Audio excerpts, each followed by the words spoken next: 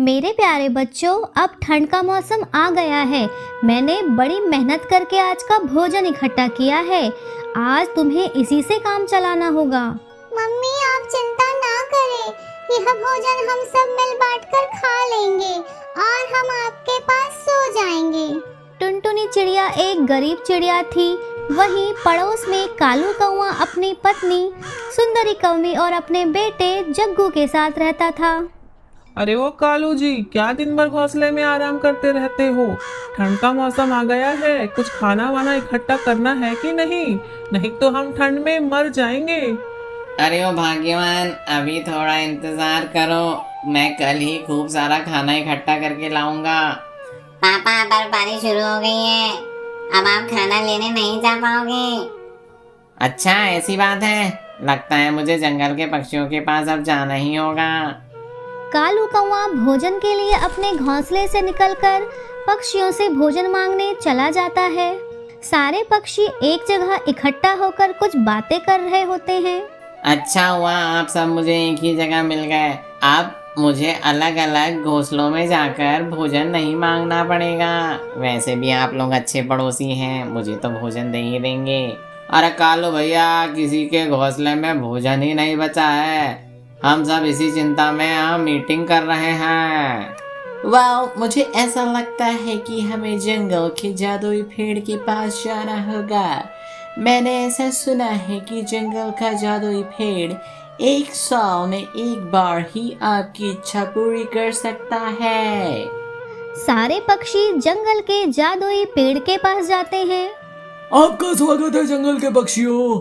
मुझे पता है आप मुझसे कुछ मांगने आए हैं, लेकिन मैं आपकी इच्छा केवल 1 साल में एक ही बार पूरी कर सकता हूँ। अब मांगिए, क्या मांगना है? पेड़ जी, आप मुझे ठंड के मौसम बीत जाने तक खाने का सामान दे दीजिए। खाने का सामान तो मैं इस ठंड के मौसम में इकट्ठा कर लूंगी, लेकिन पेड़ जी, आप मुझे एक गरम हीटर दे दीजिए। अब मैंने आप सबकी एक एक इच्छाएं पूरी कर दी है। अब आप अपनी अपनी इच्छाओं वाला सामान लेकर यहाँ से जा सकते हैं।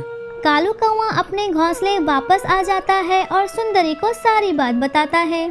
मेरे पास एक आइडिया आया है कालू जी, चलो उस गरीब चिड़िया को बेवकूफ बना के आते हैं। कालू कौवा और सुंदरी कौवी टुनटुनी चिड़िया के घोंसले जाते हैं। टुनटुनी, मेरा बेटा जग्गू बहुत बीमार है और उसे बहुत ठंड लग रही है। क्या मैं तुम्हारा ये हीटर ले जा सकती हूँ? हाँ हाँ, यदि ऐसी बात है तो यह हीटर आप लेकर जा सकती हैं सुंदरी बहन। कालू कौवा और सुंदरी कौवी हीटर लेकर अपने घोंसले आ जाते हैं। कालू कौवा और सुंदरी कौवी हीटर लेकर अपने घोंसले आ जाते हैं। वाह सुंदरी, तुमने क्या बेवकूफ बनाया उस भोली वाली चिड़िया को। अब इस हीटर को मैं कहीं छुपा दूंगा और चिड़िया को यह हीटर कभी वापस नहीं मिलेगा। जब भी वह इसे मांगने जाएगी तो हम बोलेंगे हीटर कहीं गुम गया। जादुई पेड़ का पत्ता कालू कौवा और सुंदरी कौवी की बात सुन लेता है। ठंड बढ़ते जा रही थी और टुनटुनी चिड़िया अपनी बेटी रानी के साथ अपने घोंसले में ठंड में ठिठुर रही थी। मम्मी, मुझे बहुत ठंड लग रही है, मुझे ठंड में नींद भी नहीं आ रही है। मैं समझती हूँ रानी, लेकिन हमें अपने पड़ोसियों की मदद करनी चाहिए। कालू कौवा और सुंदरी कौवी हमें कल हमारा हीटर वापस कर देंगे। जादुई पेड़ का पत्ता ये बात सुन लेता है और तुरंत जादुई पेड़ के पास जाकर सारी बात बताता है। कुछ ही समय बाद जादुई पेड़ टुनटुनी चिड़िया के घोंसले आता है। पेड़ जी, आप यहाँ क्या कर रहे हो? टुनटुनी चिड़िया, मेरे जादुई पत्ते ने मुझे सारी बात बता दी है। उस बदमाश कालू कौवे की तुमने मदद की, लेकिन वह अब तुम्हें कभी तुम्हारा हीटर वापस नहीं करेगा। लगता है हम अब इस ठंड में ठिठुर ठिठुर कर मर जाएंगे। ऐसा नहीं हो सकता, तुम एक बहुत अच्छी चिड़िया हो जिसने उन बुरे पक्षियों की भी मदद की, यह जानते हुए भी कि वह बुरे पक्षी कभी भी तुम्हारे साथ धोखा करेंगे। उन्होंने जंगल का नियम तोड़ा है। अब मैं भी तुम्हारे लिए अपना एक नियम तोड़कर तुम्हारी मदद करूंगा।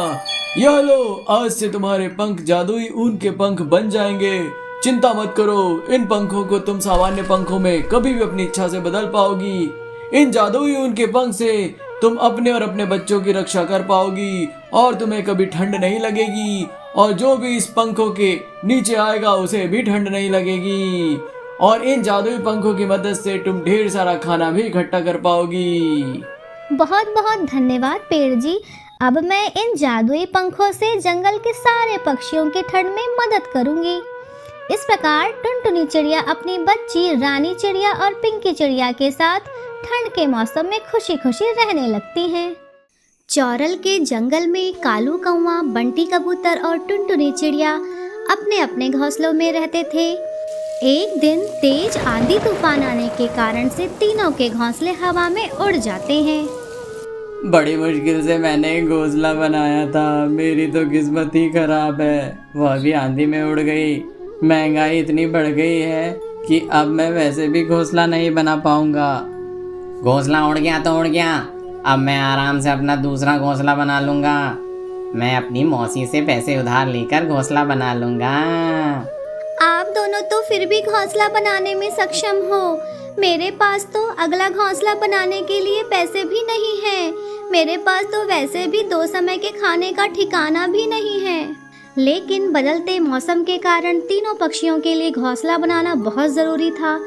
कालू कौवा अपनी मौसी सुंदरी कौवी के घोंसले चला जाता है। कहो कालू बचवा, यह कैसे आना हुआ? वो मौसी आंधी के कारण से मेरा घोंसला तूफान में उड़ गया।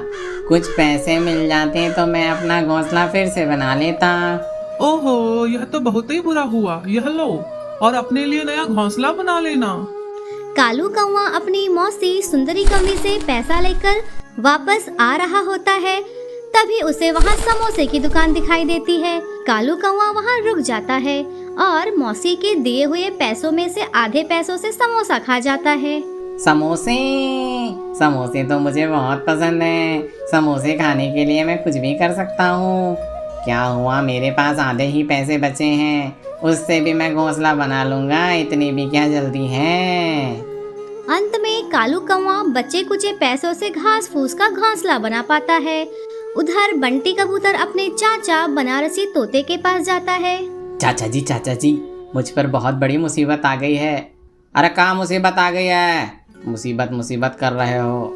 तेज आंधी तूफान ने मेरा घोंसला तहस नहस कर दिया है।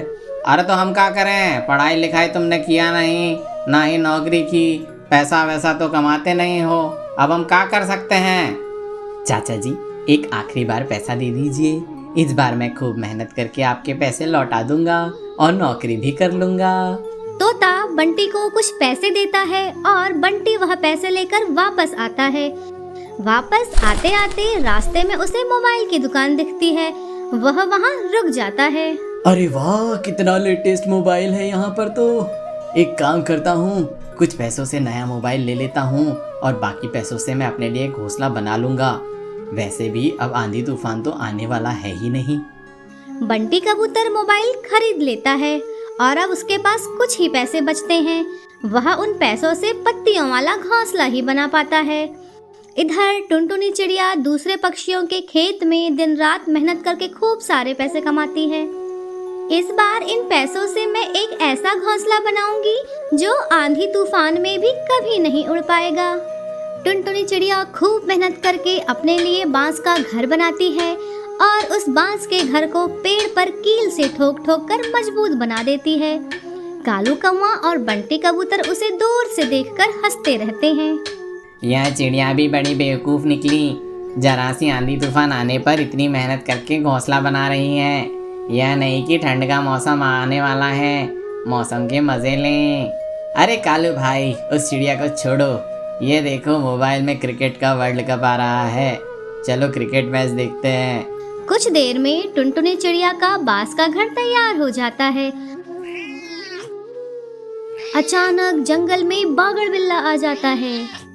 इस जंगल के पक्षियों को खुल्लम खुल्ला पेड़ पर बैठे हैं, लगता है यहाँ शिकार करने में कोई मुश्किल नहीं जाएगी। बागड़ बिल्ला तुरंत पेड़ पर चढ़कर बंटी कबूतर और कालू कौवे के घोंसले को तहस नहस कर देता है। हमले से बाल बाल बचकर बंटी कबूतर और कालू कौवा भागने की कोशिश करते हैं। जल्दी जल्दी आप दोनों मेरे बांस के घर में आ जाओ। बंटी कबूतर और कालू कौवा जल्दी से टुनटुनी चिड़िया के बांस के घर में आकर छुप जाते हैं। बागड़ बिल्ला बांस के घर को तोड़ने की बहुत कोशिश करता है। लेकिन अंत में हार मानकर वहाँ से चला जाता है। इस प्रकार टुनटुनी चिड़िया के बांस के घर ने सारे पक्षियों को बागड़ बिल्ला से बचा ही लिया। एक समय की बात है, सुंदर वन में कालू कौवा और बंटी कबूतर दो पक्षी रहते थे। वे दोनों बहुत अच्छे दोस्त थे। मैं बहुत चिंता में हूँ कालू। मैंने तो इस साल कुछ पढ़ाई नहीं की है और 1 महीने बाद हमारी परीक्षा शहरी जंगल में होने वाली है। मैंने अपने माता पिता से किताबों के पैसे तो लिए थे, लेकिन मैंने उन पैसों से जंगल की मिठाइयाँ खरीद कर खा ली हैं। मुझे तो समझ नहीं आ रहा है मैं क्या करूँ, और वो मिठाइयाँ उतनी मीठी भी नहीं थी। वैसे तो मैंने भी साल भर कुछ पढ़ाई नहीं की है, लेकिन हमें परीक्षा तो देना होगा। एक काम करते हैं, हम शहरी जंगल में एक घोंसला किराए पर ले लेते हैं। वहीं हम 1 महीना रहेंगे और वहां रहकर पढ़ाई करके परीक्षा देंगे, और परीक्षा खत्म होने पर हम वापस अपने जंगल आ जाएंगे। हाँ कालू, तुम्हारा यह सुझाव मुझे बहुत अच्छा लगा। ऐसा करने से हम परीक्षा में फेल होने से बच सकते हैं। लेकिन शहरी जंगल में किराए से रहने के लिए मेरे पास उतने पैसे नहीं हैं। लगता है मुझे कुछ पैसे उधार मांगने पड़ेंगे। अगले ही दिन बंटी कबूतर और कालू कौवा अपने अपने माता पिता से पैसे लेकर सुंदरवन को छोड़कर शहरी जंगल चले जाते हैं। शहर के जंगल पहुंचकर बंटी कबूतर और कालू कौवा एक एक घोंसला किराए पर ले लेते हैं और आने वाली परीक्षा की तैयारी करने लगते हैं। यार कालू, मैं पढ़ने की बहुत कोशिश कर रहा हूँ, लेकिन मुझे बहुत नींद आ रही है। मैं सोने जा रहा हूँ। ऐसा मत कहो बंटी, तुम्हें देख देख कर मैं पढ़ाई कर रहा था। यदि तुम सोने चले जाओगे तो मुझे भी नींद आ जाएगी। कुछ समय बाद दोनों को नींद आ जाती है और वे दोनों गहरी नींद में सो जाते हैं। अगले दिन कालू कौवा अपने साथ घोंसले में चाय लेकर आता है। ये क्या है कालू, तुम अपने साथ क्या लाए हो? यह चाय है। मैंने सुना है इसको पीने से दिमाग में ताजगी आ जाती है। आज रात में चाय पीकर देखता हूँ। उस रात कालू कौवा चाय पीकर पढ़ाई करने लगता है। मुझे तो नींद आ रही है, लेकिन कालू तुम्हें क्यों नींद नहीं आ रही है? तुम तो पढ़ाई करते जा रहे हो। ये लो, तुम भी चाय पीकर देखो। अब कालू कौवा और बंटी कबूतर रोज चाय पीकर पढ़ाई करते हैं और 1 महीने बाद परीक्षा खत्म होने के बाद वे अपने जंगल आने की तैयारी करते हैं। लेकिन उसके बाद भी वे दोनों परीक्षा में फेल हो जाते हैं। ओह कालू भाई, रात भर जागने के बाद भी हम परीक्षा में फेल हो गए। हाँ, हम रात भर तो जागे थे, लेकिन पढ़ाई करना भूल गए। अब तो मेरे माता पिता मुझे घोंसले से निकाल देंगे। चिंता मत करो बंटी, मेरे पास एक आइडिया है। चलो बंटी, हम सुंदरवन जाकर इस चाय को वहाँ बेचने का काम करते हैं। वहाँ के पक्षी हमसे चाय खरीदेंगे और उनको चाय यदि पसंद आ गई तो हमें बहुत मुनाफा होगा। हाँ कालू, तुम्हारा आइडिया तो बहुत अच्छा है। हम वहाँ सारे पक्षियों को चाय बेचेंगे और मालामाल हो जाएंगे। अगले ही दिन कालू और बंटी कबूतर अपने जंगल आकर चाय की दुकान खोल लेते हैं और जंगल के पक्षियों को चाय बेचना शुरू कर देते हैं। आइए आइए, चाय ले जाइए और परीक्षा में सफलता पाइए। आइए आइए, चाय ले जाइए। भला चाय पीने से परीक्षा में सफलता का क्या लेना देना? चाय पीने से आपकी नींद भाग जाएगी और आप बहुत देर तक पढ़ाई कर पाओगे, और देर तक पढ़ोगे तो परीक्षा में सफलता तो मिलेगी ही। अच्छा, ऐसी बात है तो मुझे भी एक पैकेट चाय दे दो। मुझे चाय पीने का आइडिया कुछ ठीक नहीं लग रहा है। मुझे लगता है कि हमें प्राकृतिक वस्तुओं का ही उपयोग करना चाहिए। मैं तो चाय लेने जा रही हूँ। मैं इस बार परीक्षा में तुमसे ज्यादा अच्छे नंबर लाऊंगी टुनटुनी। अब कालू कौवा और बंटी कबूतर का चाय का धंधा जंगल में फेमस हो जाता है। लेकिन कुछ दिनों बाद जंगल के अधिकतर पक्षी अधिक चाय पीने के कारण उनकी नींद उड़ जाती है और परीक्षा के पहले वो बीमार पड़ने लगते हैं। जंगल के सारे पक्षी बीमार होने लग गए हैं। लगता है मुझे ही कुछ करना होगा। टुनटुनी चिड़िया जंगल के सबसे समझदार और जादुई पेड़ के पास जाती है। पेड़ जी, जंगल के सारे पक्षी चाय पीकर बीमार पड़ रहे हैं। कृपया इसका कुछ उपाय बताइए। इसका उपाय बहुत ही सरल है टुनटुनी। यह लो, यह बादाम है, इसे तुम जमीन में लगा देना। यह 2 दिन में ही एक बहुत बड़ा बादाम का पेड़ बन जाएगा और यह पेड़ बहुत सारे बादाम के फल देगा।